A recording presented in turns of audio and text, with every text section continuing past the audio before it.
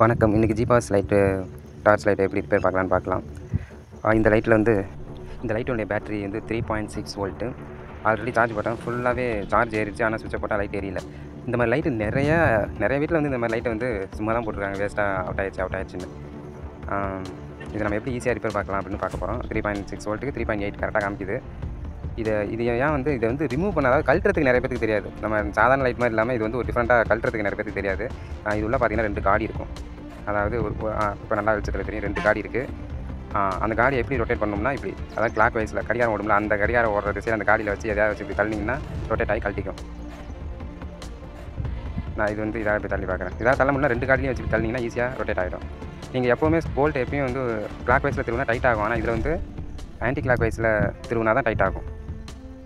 Okay, அதில் இருக்கிற ஒரு வாசனையை எடுத்துட்டோம்.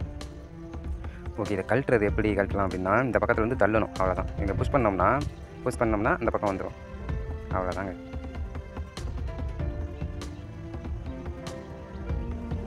இது வந்து அந்த சுவிட்ச் வெளியே ரப்பர் இருக்கும்ல, அந்த ரப்பருக்கு கீழே இதுதான் இருக்கும். அந்த ரப்பர் போனால் கூட நீங்கள் சுவிட்ச் வந்து அழுத்தி ப்ரெஸ் பண்ணிக்கலாம். இது அந்த ரப்பருக்குள்ளே அப்படியே வச்சிடணும்.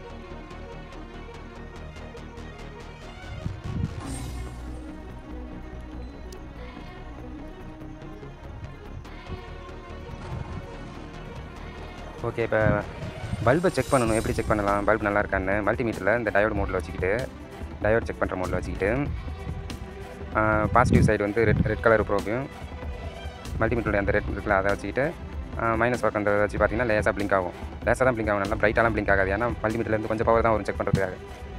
அவ்வளோதான். பல்பு ஓகே, பேட்டரி ஓகே, ஆனால் பல்பு எரியல. சரி, இதை எப்படி ரிமூவ் பண்ணலாம் அப்படின்னா, நீங்கள் பாட்டும் பிடிச்சி பிடுங்கினீங்கன்னா அந்த லாக்கெலாம் புட்டுக்கும். அதனால் இந்த ஸ்க்ரூ ட்ரைவருடைய மைனஸ் பக்கத்தை வச்சுக்கிட்டு இப்படி வச்சு அது ஸ்க்ரூ ட்ரைவர் ரொட்டேட் பண்ணணும். வச்சு தள்ளவும் கூடாது, ரொட்டேட் பண்ணணும். அப்படி லேசாக இப்படி வச்சு ரொட்டேட் பண்ணிங்கன்னா அந்த ஒவ்வொரு சைடும் இருக்கிற லாக் எடுக்கும். இல்லைனா வந்து ஒரு டைம் நீங்கள் பாட்டும் பிடிச்சி இழுத்திங்கன்னா ஒரு சைடாக எல்லா லாக்கும் புட்டுக்கும். அப்புறம் திரும்ப நீங்கள் வச்சு டேப்பு தான் அடிச்சிட்டு வச்சு உட்காந்துருக்கணும். ஓகே, ஃபஸ்ட்டு நம்ம சுவிட்சவும் செக் பண்ணலாம். சுவிட்சை அமுக்குனா முதல்ல ஒர்க் ஆகுதா அப்படின்னு. இங்கே எங்கேயும் பார்த்தா சால்ட்ரிங் கூட மிஸ் ஆன மாதிரி தெரியல. அதனால் சுவிட்சை செக் பண்ணலாம். இதில் நீங்கள் முக்கியமான ஒன்று தெரிஞ்சுக்கிறது என்னென்னா, இந்த இடத்துல இதுதான் வந்து திரும்ப எல்லாமே கழட்டுவாங்க. இந்த இடத்த பார்க்க மாட்டாங்க. இது போர்டை தாண்டி வெளியே இருக்குது பாருங்கள். இதுதான் வந்து மைனஸ், அதில் தான் போகும். பேட்டரியுடைய மைனஸ் அதில் தான் வரும். இது எல்லாமே வந்து அது அமுக்கிக்குமா, அதை அப்படியே வச்சு போட்டுவாங்க. அது என்னடா ஒர்க் ஆகலன்னு பார்ப்பாங்க.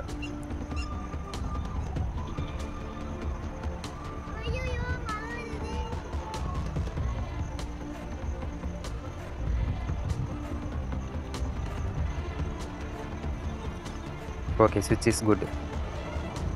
அப்போனா இதில் வந்து சால்ட்ரிங் தான் ஏதாவது மிஸ் ஆகிருக்கணும். சுவிட்சு நல்லாயிருக்கு, பல்பும் நல்லாயிருக்கு, பேட்டரி நல்லாயிருக்கு.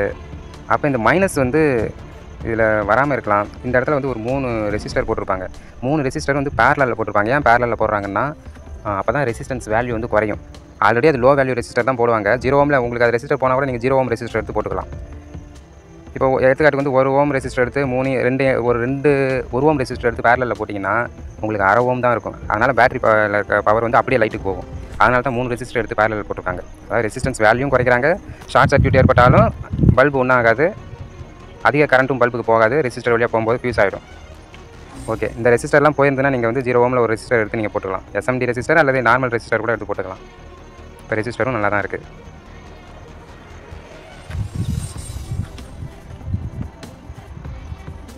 இந்த பேட்டரி இந்த இடத்துல தாங்க உட்காரும். அப்போ ப்ளஸ்ஸு, இதுதான் ப்ளஸ்ஸு. பேட்டரியுடைய ப்ளஸ் இந்த முள்ளில் தான் இந்த பின்னில் தான் உட்காரும். உட்காந்து நேராக வந்து இந்த மைனஸ் எங்கே போய் எப்படி கனெக்ஷன் போகுதுன்னு நீங்கள் யோசிக்கணும். இதுதான் நிறைய பேருக்கு தெரியாத போயிருக்கு. அதாவது புதுசாக கழட்டுறவங்களுக்கு எல்லாத்துக்கும் இல்லை.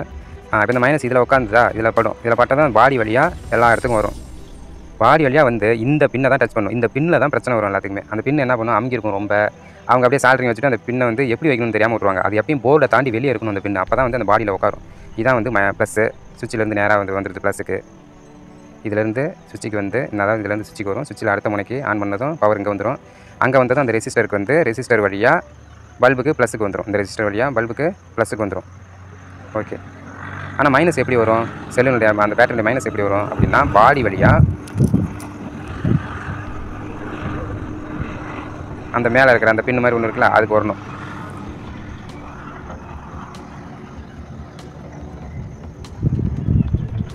சரி, ஓகே, இப்போ நம்ம என்ன பண்ணலாம், எல்லாத்தையும் திரும்ப ஒரு தடவை சால்ட்ரிங் வைக்கலாம்.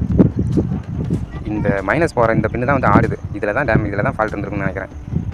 இதை சார்ஜிங் வைக்கும்போது அந்த போர்டுடைய அளவை விட எக்ஸ்ட்ரா வெளியே நீட்டிகிட்டு இருக்கணும். இருந்தாலும் நம்ம எல்லா இடத்தையுமே திரும்ப ஒரு தடவை சால்ட்ரிங் வச்சுக்கலாம்.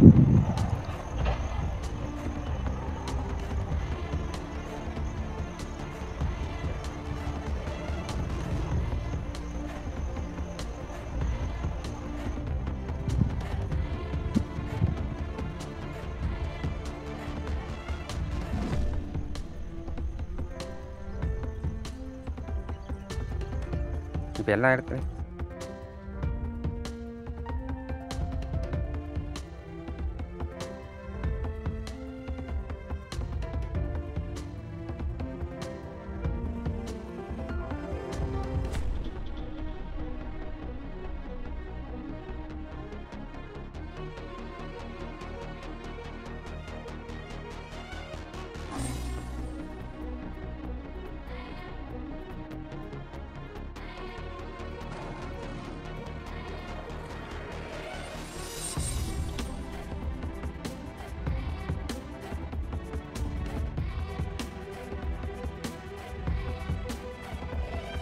இந்த இடத்துல ரொம்ப முக்கியமானது அந்த பாசிட்டிவ் வர இடத்துல வந்து போர்டோட ரிப்பீட் தான் அடிச்சிருப்பாங்க.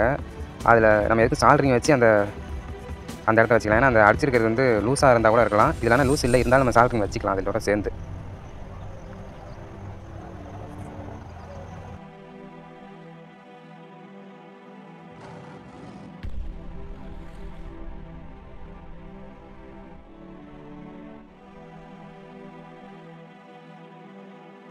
ஓகே, சால்ட்ரிங் வச்சு முடிச்சாச்சு.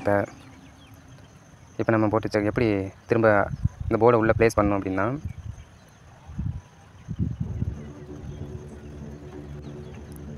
ஓகே இந்த மாதிரி போட்டு மூடிட்டோம். ஆனால் இந்த சிலிண்டர் மாதிரி இந்த பிளாஸ்டிக் போட்டு மூடிட்டோம்னா அதுக்கு மேலே இந்த மைனஸ் போகிற கம்பி மேலே தெரியுதான்னு செக் பண்ணிக்கங்க. இதுதாங்க ரொம்ப முக்கியமானது.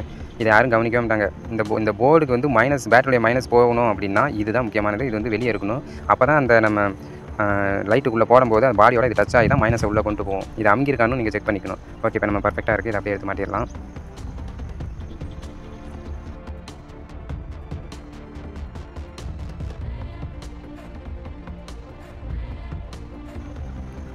இப்போ நம்ம வந்து ப்ளஸ்ஸில் இருந்து சுவிட்ச் ஆன் பண்ணதுக்கப்புறம் பல்புக்கு ப்ளஸ் வருதான்னு செக் பண்ணுறோம். சுவிட்ச் ஆன் பண்ணிட்டேன். ஓகே, வெரி குட், கரெக்டாக இருக்குது. ஓகே, அவ்வளோதான், எடுத்து மாட்டிடலாம்.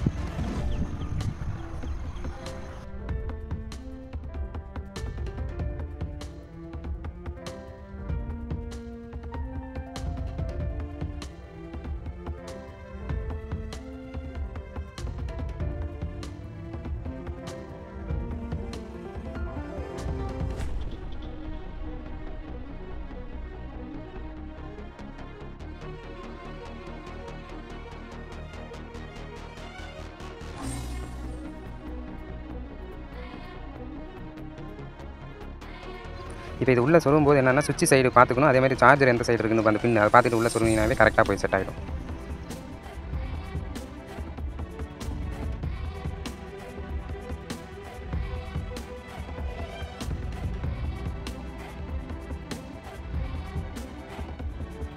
ஓகே, வாசரை போட்டுக்கலாம். வாசர் வந்து அந்த பல்போட கரெக்டாக செட் ஆகிட்டு பல்பு மட்டும் தெரியுற மாதிரி ஒரு ஸ்கொயர் டைப்பில் இருக்கும். வாசரை ஃபஸ்ட்டு போட்டுக்கலாம். அடுத்தது அதில் ஒரு ஸ்க்ரூ மாதிரி போட்டிருப்பாங்கல்ல, அதை எடுத்து டைட் பண்ணுறதுக்கு ஆன்டி கிளாக் வைஸில் திருவணும். அதாவது கடிகாரம் முள் ஓடுறதுக்கு ஆப்போசிட் டைரக்ஷனில் திருவினா தான் டைட் ஆகும்.